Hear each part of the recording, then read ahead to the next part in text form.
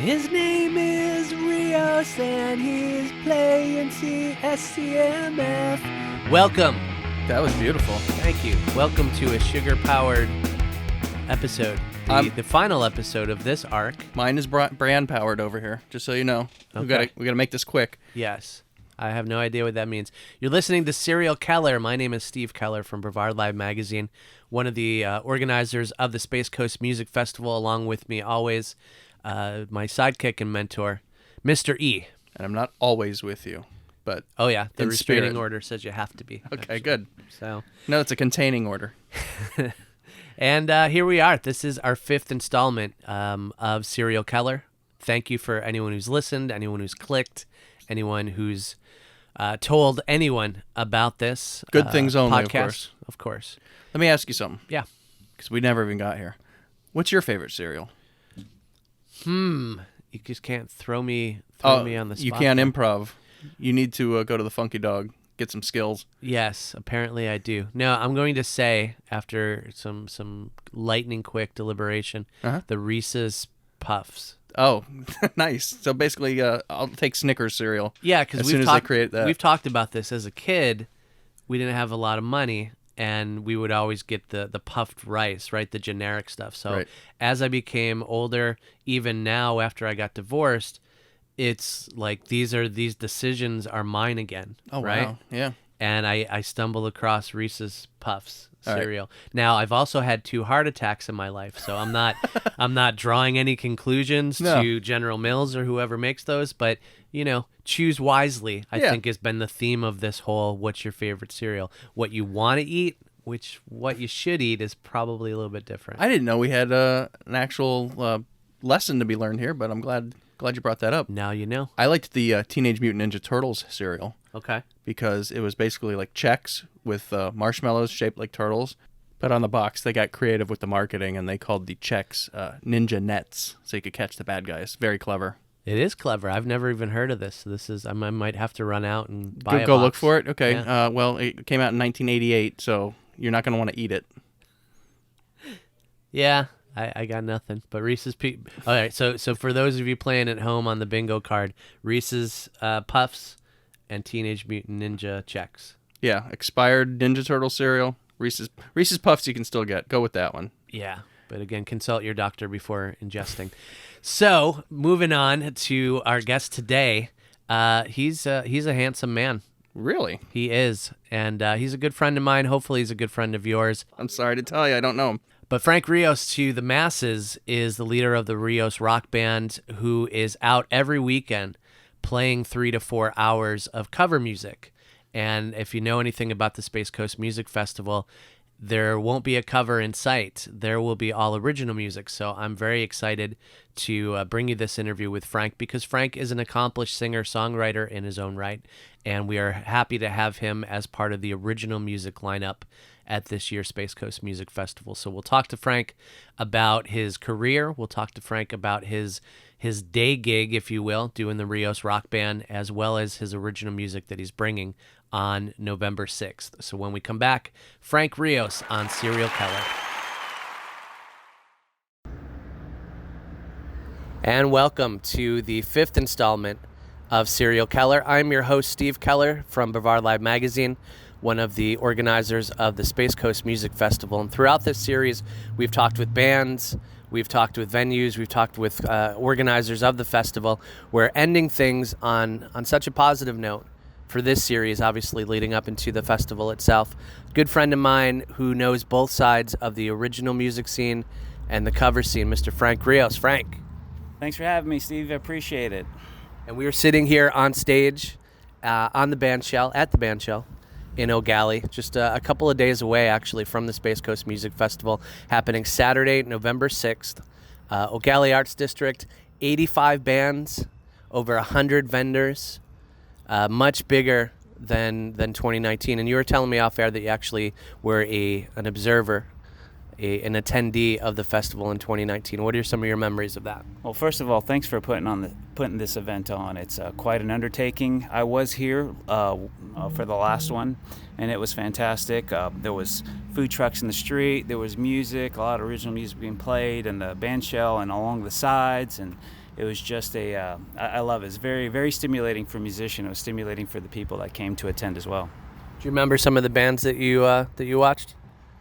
I don't, because that was a couple of years ago and I have a horrible memory, but some of the things that stuck out to me were just the side bands, people just playing on a corner, maybe some high school kids and things like that. And then you can say, oh, there's the future talent of the area that's going to come up and kind of take our places as we fade off. Always one to plug what we're doing this year for 2021. In addition to the main stage band shell, we're actually going to have the kids stage right there, right side by side, so that in between main stage acts, you're going to have your high school jazz bands. You're going to have Nyla Lois, if you're familiar with Nyla. Fantastic. Exactly. Incredible singer, yeah. So, I mean, we have, and that's exactly it. We have this for the kids. All the money raised gets put in a big pot, a big duffel bag perhaps, if you can follow that analogy, and we use it towards music education here in Brevard, both the schools, places like the Groove Shack, Wickham Road Music. So many opportunities here to really cultivate the up-and-coming talent. Yeah, it is definitely a lot of up-and-coming talent. I think we have a very vibrant musical scene with the covers, as well as it's nice that you guys are supporting original music, because there isn't a big need for that. Or I think there is a need, there just aren't any venues for us to play at. And I know for myself, people expect that, we're a cover band, but we always play originals during our cover sets, and people don't necessarily know the difference, so it's fantastic. What about the opposite, though? After the sets, do people come up to you and inquire where to get that music? Well, I'll always make that announcement. A lot of times when I'm playing solo acoustic, which I do more than with the band, I'll play some of my originals in there. And then after the song, if people are clapping, then I'll say, hey, that was my song. So if you can find it on all streaming services, and if you can't afford the 99 cents, message me. I'll get you copies of whatever you want. But if they don't clap, then I don't mention anything. but I always play originals along with my covers, always. Now, you're actually bringing the Frank Rios band to the festival as a participant, as a performer. How does the band prepare for an all-original set?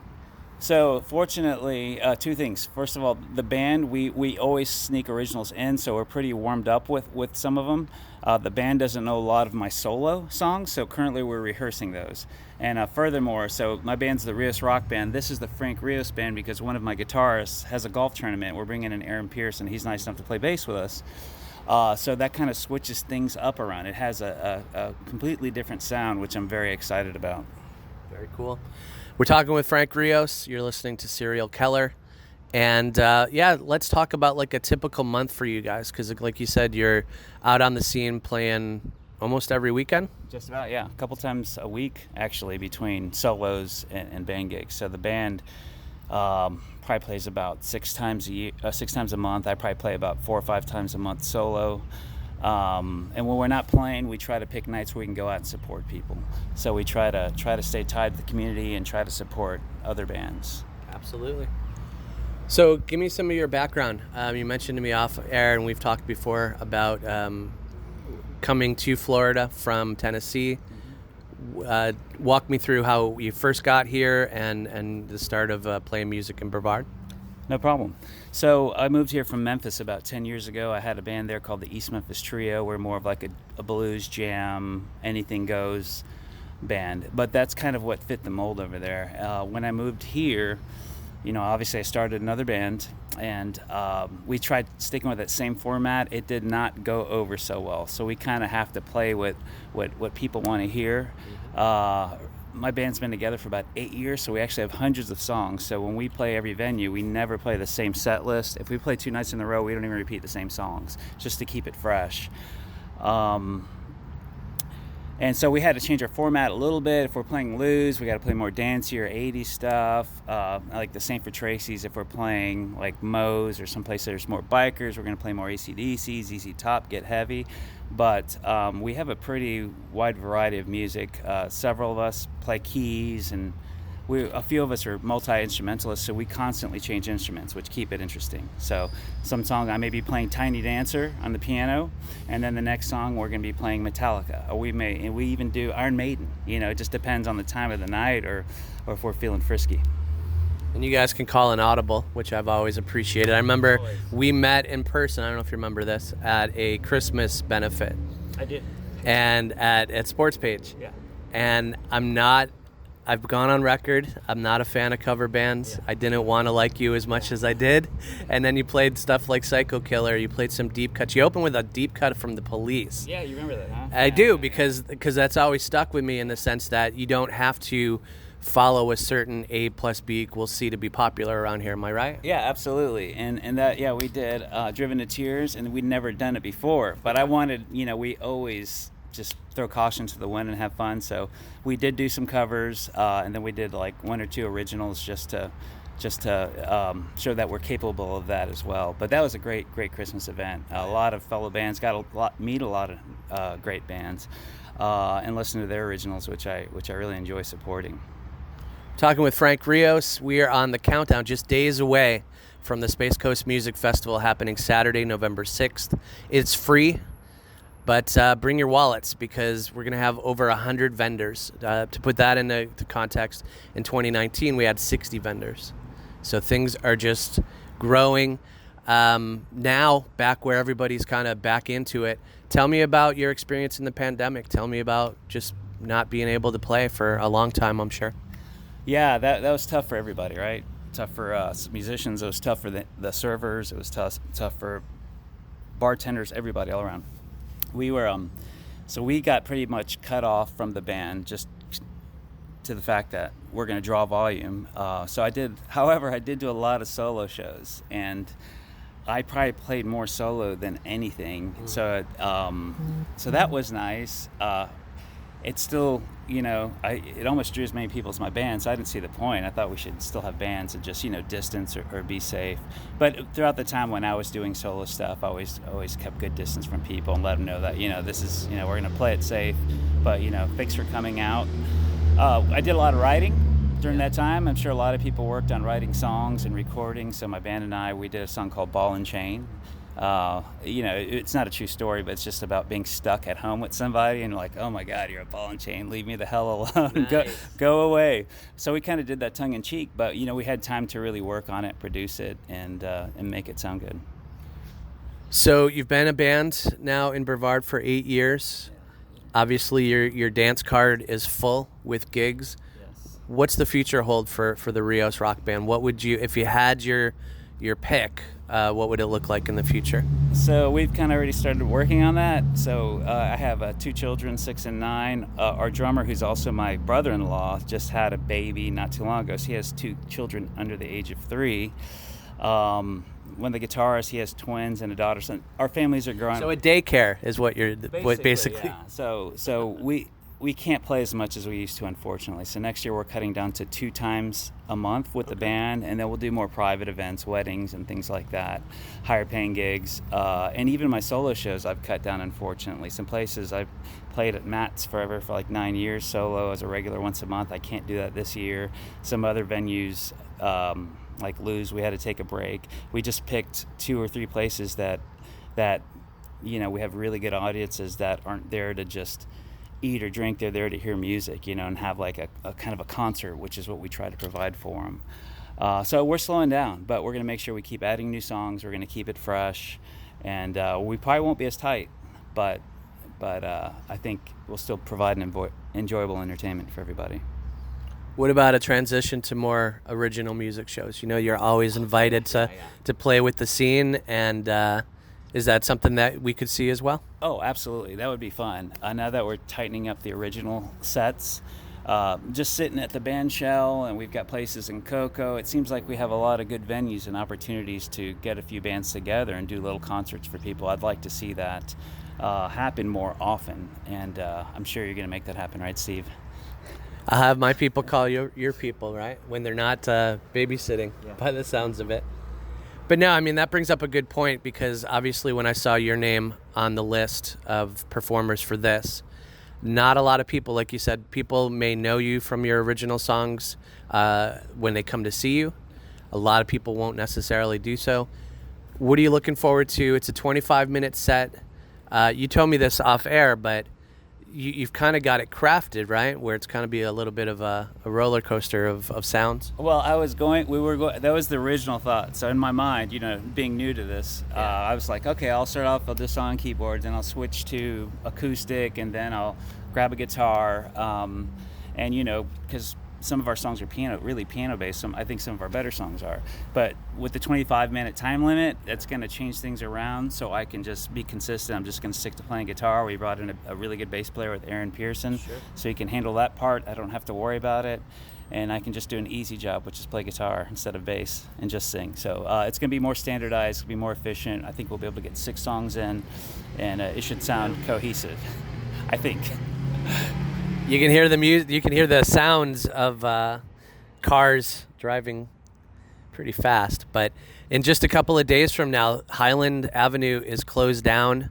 We take over Gallie Arts District. 7 stages, 85 bands. Again, by comparison, in 2019 there were 68 bands. And just we're really excited to have you as part of the lineup. I think that will be an eye opener for some people, right? They're going to do a double take, or we're gonna make a bet now. I'm going to bet you at least 2 people come up to you either before the set or even during the set and request a cover song. That will probably happen. Yeah, that will probably happen because there's a couple crowd favorites like "Born to Run" or something, or sometimes we do a little bit more complicated songs that people like to hear, like "Money" from Pink Floyd. But I have to tell them, it's like, hey, sorry, this is really what I want to be doing with music, right? So this is my one chance. I'm definitely not going to be playing any covers. But I'll hold you to that. We're gonna place a gentleman's bet that someone's gonna yell out "Freebird" during Frank Rios' set. So we talk about your music, your original music. Where can people find your original music? So you can find my original music on all streaming platforms, Amazon, iTunes, Spotify.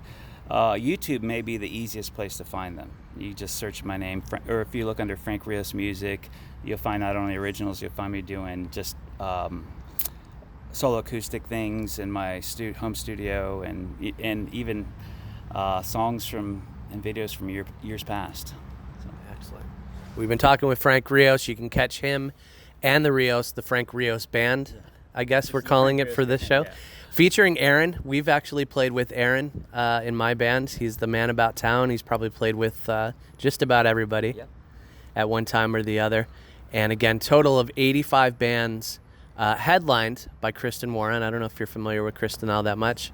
I saw her on the latest issue. Yeah, fantastic. So Kristen's another great example of someone who has jazz standards, right? Has a lot of gigs in Brevard and outside of the county doing some standards, but we're going to highlight her original music. We're bringing in a bunch of amazing Brevard musicians to back her up. Least of which is a band called Creed, which is her backing band. So Kristen Warren headlining the Space Coast Music Festival for 2021, capping off a night. When do you go on? Do you know offhand? Yeah, we go on 12:40 on the Pineapple Stage, which is on the second floor, which is directly behind the bandstand. I don't think you'll be able to hear us from outside, but come on up. We'd love to see you. All right, Frank Rios, Serial Keller. I almost forgot. This is the most important question of the interview. What is your favorite cereal? Fruit Loops. We got another Fruit Loops here, just without any hesitation. I still eat them. Yeah. So one of my rituals after I finish a show, whether it's 2, 3 in the morning, I will eat. I shouldn't tell people this, but I'll eat a bowl of cereal and I'll watch anime. Then I'll pass out. That's my routine. Yeah. That's the torrid backstage stories of Frank Rios. As crazy as it gets. Fruit Loops and anime. Yep. You heard it here first. Thank you, my friend. Thank you so much, Steve. Thank you so much, everybody, and we look forward to seeing you, and thank you for putting this event on, Steve. I can't imagine what an undertaking this is, but we're grateful to you. It's our pleasure, man. We will be back after this. And there you go, our talk with Frank Rios on Serial Keller. My name is Steve Keller from Brevard Live Magazine and the Space Coast Music Festival. Mr. E, learning about Frank Rios, learning about cover music around town and what Frank Rios is bringing to the Space Coast Music Festival, his own original songs this year on Saturday, November 6th, along with about 84 other bands. We have reggae, we have folk, we have heavy metal, we have hip-hop, So we're excited, and you can get all the details. We don't necessarily plug this quite so much, but you can get all the details and the band lineups at www.spacecoastrocks.com. So Serial Keller, we did it. 5 episodes. It's over, and it feels like a chapter in my life is being closed, and I don't know how to react. I'm confused. I'm disoriented. I think I'm gonna go back underground for a while. Are you okay with that? Yeah. All right. In a word, yeah. Well, Yeah, while fantastic. Mr. E is getting therapy, you guys can come check out the Space Coast Music Festival Saturday, November 6th. We'll have yoga early in the morning, and then the music starts at noon. Again, Frank Rios being part of that lineup. You can go to spacecoastrocks.com for all things Space Coast Music Festival. We thank our sponsors. We thank you guys for coming out, and we thank you guys for listening as well. Been listening to Serial Keller, and that's it. That's it. Boom. That's the end of Serial Keller. Or is it?